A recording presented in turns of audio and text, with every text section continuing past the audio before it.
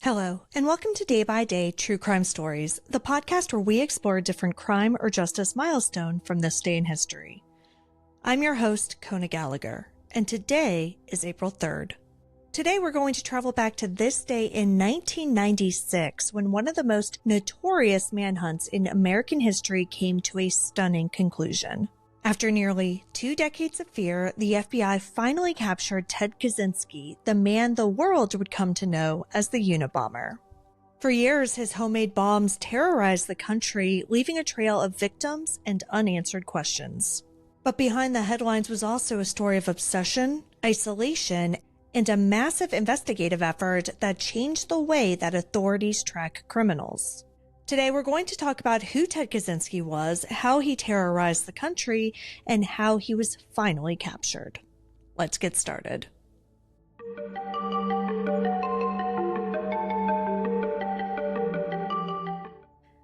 Before he became a household name synonymous with terror, Ted Kaczynski was, in many ways, someone who didn't seem destined for infamy. He was born on May 22, 1942, in Chicago, Illinois. And by all accounts, he was a gifted child, especially when it came to academics.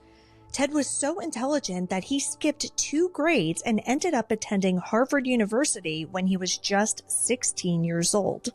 But beneath that brilliance was a young man who struggled to connect with others. His time at Harvard wasn't filled with the typical social and extracurricular experiences you might expect. Instead, it was filled with isolation. His brilliance, combined with his quiet and introverted nature, made him an outsider even among his peers. After Harvard, Kaczynski went on to earn a PhD in mathematics from the University of Michigan and later became a professor at UC Berkeley. Things were seemingly going great in Kaczynski's life, but then something shifted. In 1969, without much explanation, he abruptly resigned and disappeared from the world of academia. In fact, Kaczynski withdrew from society almost entirely.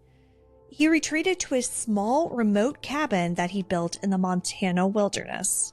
It was there, surrounded by trees and solitude, that he began to develop the radical ideology that would eventually drive him to commit a series of devastating crimes. Ted Kaczynski's path from reclusive academic to domestic terrorist began quietly, but the effects would be anything but. In 1978, without warning, he launched his first attack. A small, crudely made explosive was sent to a university professor. Thankfully, that first device caused only minor injuries, but it marked the beginning of what would become an 18-year campaign of terror. Kaczynski's bombs grew more sophisticated and deadly over time. His targets were universities, airlines, and computer stores, essentially symbols of the modern technological society that he had come to despise. This pattern of targeting is what earned him the nickname the Unabomber, university and airline bomber. Over the years, Kaczynski built more than just bombs. He built fear. His devices were cleverly disguised as everyday objects, a book, a piece of lumber, even a typewriter. They were unpredictable. They showed up at random locations across the country, and with each explosion, the death toll and injuries mounted. In total, his bombs killed 3 people and injured 23 others. Each attack seemed to taunt investigators and terrorize the public. He left no fingerprints, no clear pattern, and no obvious motive, only destruction. The Unabomber case became one of the FBI's longest and most frustrating investigations. But then in 1995, Kaczynski made a bold demand. He sent letters to major media outlets, including the New York Times and the Washington Post, threatening to continue his attacks unless they published a lengthy manifesto titled Industrial Society and Its Future. In the manifesto, Kaczynski railed against the dangers of industrialization and the loss of personal freedoms in modern society. He argued that technology was eroding human autonomy and destroying the environment. For investigators, this was a break. Finally, they had a glimpse into the Unabomber's mind. Against the advice of some law enforcement, the FBI and media agreed to publish the manifesto in hopes that someone somewhere might recognize the author's voice.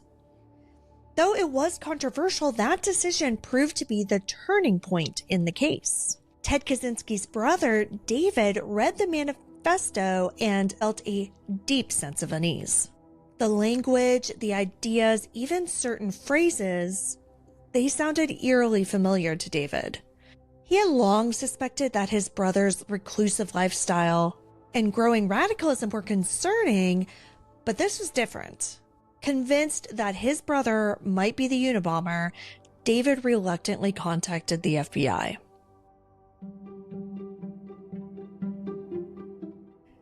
On April 3rd, 1996, after years of exhaustive investigation and thanks to the tip from David Kaczynski, FBI agents closed in on a small, remote cabin outside of Lincoln, Montana.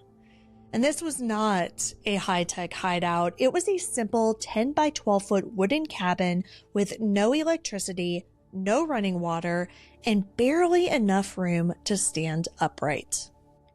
Several years ago, before the museum closed in D.C., it had Ted Kaczynski's actual cabin on display on loan from the FBI. And you could even go in it. So I went in it and it was so much smaller than I could have even imagined. I would say that a lot of garden sheds are bigger than where this man had been living for years. And being inside really allowed me to understand just how far Ted Kaczynski had truly removed himself from society and any societal comforts. When FBI agents first went inside, they found a grim treasure trove of evidence. They found bomb-making materials, journals filled with mathematical formulas and detailed plans, and an original typed copy of the manifesto. Everything investigators needed to confirm that Ted Kaczynski was indeed the Unabomber. The arrest was quiet. There was no final stand. Kaczynski was frail and disheveled, and he was taken into custody without a struggle. The man who had evaded authorities for nearly 2 decades was found living in near total isolation, clinging to his anti-technology beliefs. The news of his capture sent shockwaves across the nation. For years, the image of the Unabomber had been that of an invisible, omnipresent threat. Yet here he was, just one man, living off the grid in the Montana wilderness. Ted Kaczynski was charged with multiple counts of murder and other federal crimes. In 1998, to avoid the death penalty, he pled guilty to all charges and was sentenced to life in prison without the possibility of parole. Kaczynski was transferred to ADX Florence, the federal supermax prison in Colorado, where he lived under the most restrictive conditions available in the U.S. penal system. Incidentally, this is also where spy Robert Hansen was incarcerated, and we told you his story in an earlier episode. For the next 25 years, Kaczynski spent nearly every hour of every day in a solitary confinement cell, where he continued to correspond with journalists, academics, and curious members of the public. His writings remained consistent with the ideology he espoused in his manifesto, and he showed little remorse for the human toll that his actions had caused. Kaczynski died on June 10, 2023, at the age of 81 while incarcerated at the Federal Medical Center in Butner, North Carolina, after being transferred there for his declining health.